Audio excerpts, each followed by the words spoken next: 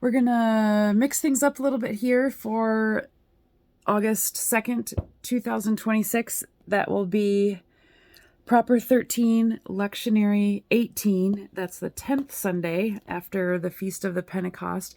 We're going to start with the Gospel, which is Matthew chapter 14, verses, what do we have? 13 to 21. It says, "Now when Jesus heard it, what did he hear?" Well, what has happened right before this is that Herod sliced off the head of John the Baptist and gave it to his wife as a party favor. Jesus was John's cousin. John's role was to prepare the way of the Lord, to be an arrow pointing only and straight to Christ. Christ is on the scene. John's time is done. He was not popular because he said what was true and never apologized for that. So John the Baptist has just been beheaded. Jesus is terribly grieved by that. They grew up together. John leaped in Elizabeth's womb because as a unborn child, he recognized that the baby in Mary's womb was the Christ, the Messiah, which proves that faith has nothing to do with us. It's a gift only of the Spirit. Anyway, so Jesus is withdrawing to a lonely place by himself. He needs to grieve. He needs to receive this news. Obviously, he is God incarnate, fully knowing everything that had ever happened and everything that is yet to happen. He knew that this would come, but he's also human, and that was his real human cousin, and he loved John. And when someone you love dies, there's grief. There's grief whether you're God, and there's grief whether you're a human being. And so Jesus experienced that grief on a number of levels, and he needed to get away. He needed to be by himself. So he goes to a lonely place, and all the people come after him. They don't know what's happened, or maybe some of them do, but it doesn't really matter. They're looking for him. His ministry is in full swing. John did a great job preparing the way of the Lord, and multitudes of people are now following him. John was obedient. He fulfilled the purpose for which he was created.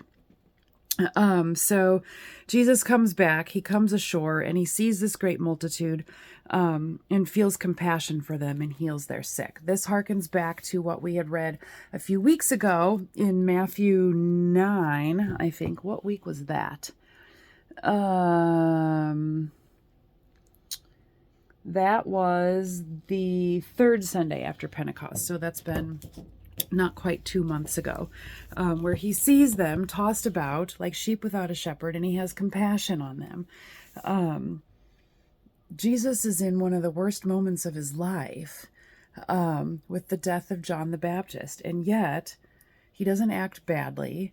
He doesn't drive the people away. He doesn't check out. He doesn't make excuses. He doesn't zap anybody. He doesn't mouth off. He has compassion on them. I don't do this very well. When I am in emotional distress or some kind of anguish, I'm not always at my best, especially when it comes to other people and being thronged around. That's hard for me. Jesus sets an example that we can follow. So then verse 15, when it was evening, the disciples came to him saying, "This place is desolate and the time is already past." That means it's late in the day. The sun's down. "So send the multitudes away, that they may go into the villages and buy food for themselves." Remember, they're kind of far away from anything or anywhere. And they've all run out there or walked out there to go be with him because what he offers is so compelling. They are also broken. They are desolate. They are lonely. They are grieving. They are sick. They are like sheep without a shepherd. They need what he has. And so they leave civilization. They're in a lonely place, deserted, desolate. There is nothing to eat and no stores, no marketplace, no anything. And it's nighttime and they've been with him all day. And Jesus says to them, they don't need to go away. You give them something to eat. We're going to look at the verbs here in the rest of this passage here in just a minute. The first one we're looking at is the word give. Give. Give them something to eat. This is our Great Commission.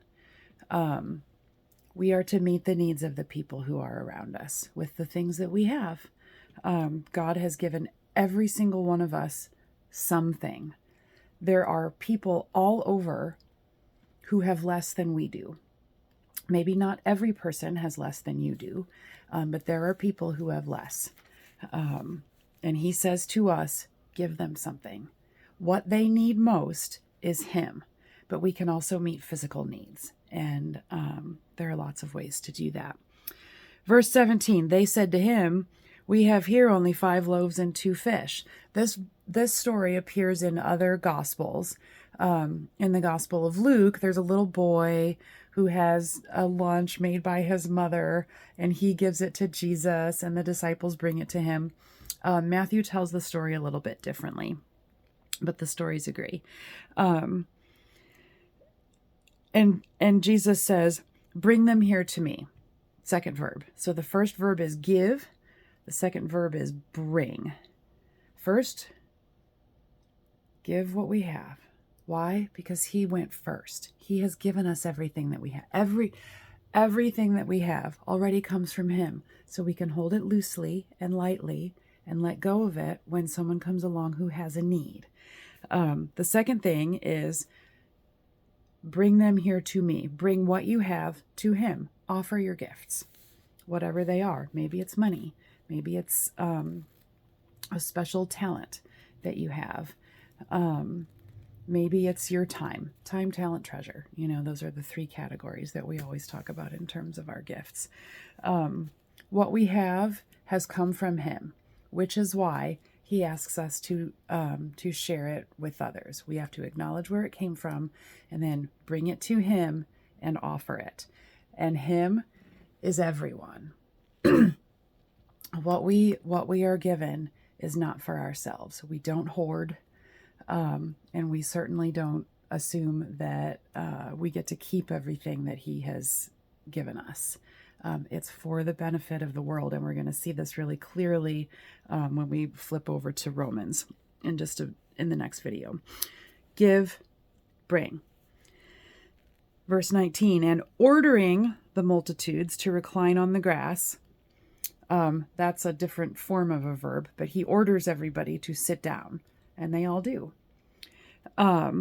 He took, this is verb 4, the 5 loaves and the 2 fish, and looking up toward heaven, he blessed the food, and breaking the loaves, this is number 6, he gave them to the disciples, and the disciples gave to the multitudes. These verbs are chosen on purpose. This is a specific movement. First, he tells his disciples, the people who are closest to him, meet the needs of the people around you. You are not without. Give them what you have. And they say, we don't have anything.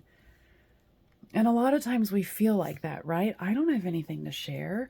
I'm not very good at public speaking. I'm really kind of socially anxious. I don't know a lot about theology. I don't have a testimony. I don't make a lot of money. I don't make any money. I don't really have any skills. We give all these excuses. And Jesus says, no, we're not doing that. I have given you everything that you need to be my disciple. Go give it away.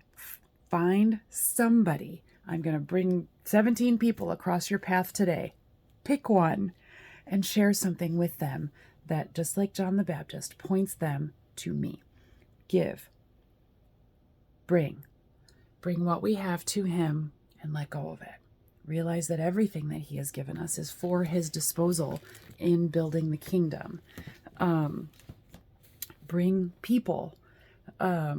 point them to him. Bring everything that we have, everything that is causing our grief and anxiety and loneliness and all of that. Bring it to him.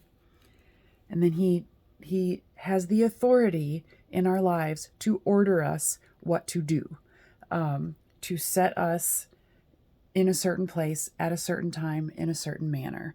He ordered these people to sit down. Everybody sit down. It is super interesting. Over at the end of chapter 13, we spent 3 weeks in Matthew 13, and we did not read. The lectionary at this point skips verses 53 to 58. He goes to his hometown and he teaches, and they are astonished because they say, "This is Mary's son. This is Jesus. Where did he get this kind of authority? He didn't go to school for this." They can't believe that he's teaching as one with authority. They know him, and he didn't grow up with authority like that. They don't know him. And so he is exercising the fullness of his ministry in the things that he is saying and what he is asking them to do, what he is enabling them to do, and then what happens after that. And he does the same thing in our lives too today. He has the authority to tell us what to do and when and how, because he is God's son. He orders the multitudes to recline on the grass. If every command of Jesus was as simple as that, lay down here. We might have an easier time obeying. We might not. I don't know. But not all of the commands are that easy. And so we have to learn to obey when he says something easy that we can do, so that we establish a consistent habit of doing whatever it is that he commands us at any given time. He takes, blesses, and gives. These are the 3 movements of Eucharist. On the night before he died, if you go and look that up in the Gospels, Jesus took bread, blessed it, broke it, and gave it to the disciples. We do this in our Eucharistic celebrations. This is what the pastor does. He takes the bread in his hands, he blesses it, he breaks it, and he distributes it to us. We are to follow in this pattern. Whatever he has given us, we are to take it, bless it, acknowledge that it comes from him, break it open, and distribute it, give it away. What's interesting here is that the disciples are the ones who are serving. Jesus isn't giving them the food to put in their own mouths. He's giving them the food to hand to other people. There's a separation here. What the disciples do after Jesus dies is they become the feeders, the ones who take, bless, break, and give. Jesus is kind of training them. He's moving them a little bit further than they had been before. And I think actually there's another feeding story that we may have had earlier. I just can't remember right now, and I forgot to look it up before, where Jesus distributes the pieces. Now, the disciples are a little bit further along in their discipleship, and he is taking a step back and introducing something new for them. You feed them. Why? Because that's their purpose. That's our purpose. A lot of times we think, oh, my pastor's going to do that. My pastor's going to bring people to church. My pastor's going to give the testimony. My pastor is the one who can say the words of God and preach a sermon and do the teaching. I can't. That is not the pastor's role or burden, and it leads to burnt out pastors and unfulfilled disciples. That's our work. This is why we do the things from Acts 2, continue in the apostles' teaching and fellowship, in the breaking of the bread and in the prayers. Listen to that, in the breaking of the bread. We break the bread and distribute it. That is not the sole responsibility of the pastor, and it can't be, and it needs to be ours on purpose. That's what discipleship is. That's why he calls us. And so, verse 20, it says, they all ate and were satisfied. Not just a few, not just some, not the ones who looked pretty and smelled nice and had the right education and wore the right clothes. All of them. This is going to matter too also when we go over to the Romans. Stay tuned just a second. They all ate. He has enough to satisfy everybody. His call is for everybody.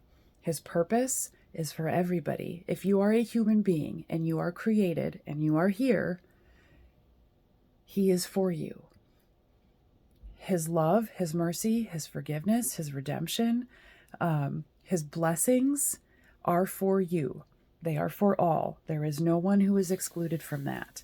All you have to do is take what he offers and acknowledge that it comes from him, and then share it. And we don't even do that on our own. He does it for us because he knows that it's hard for us. And so he moves us just a little bit at a time. Okay, first this, lay down on the grass. And then he teaches. And as we go along, as time passes, as we get farther along in our walk as disciples, he adds a little something new. It's just like the educational process.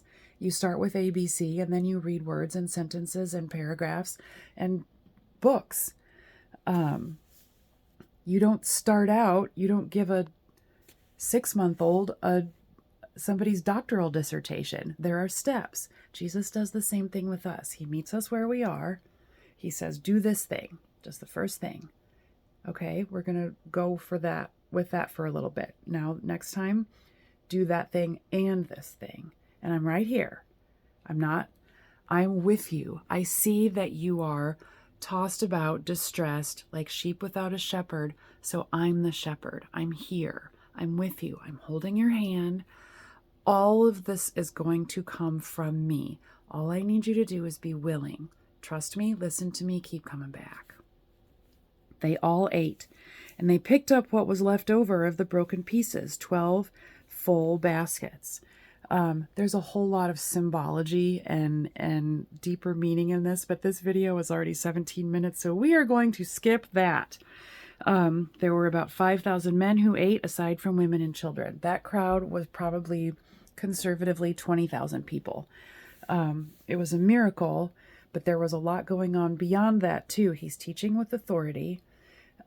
He has the authority over our lives to tell us whatever it is that he wants us to do.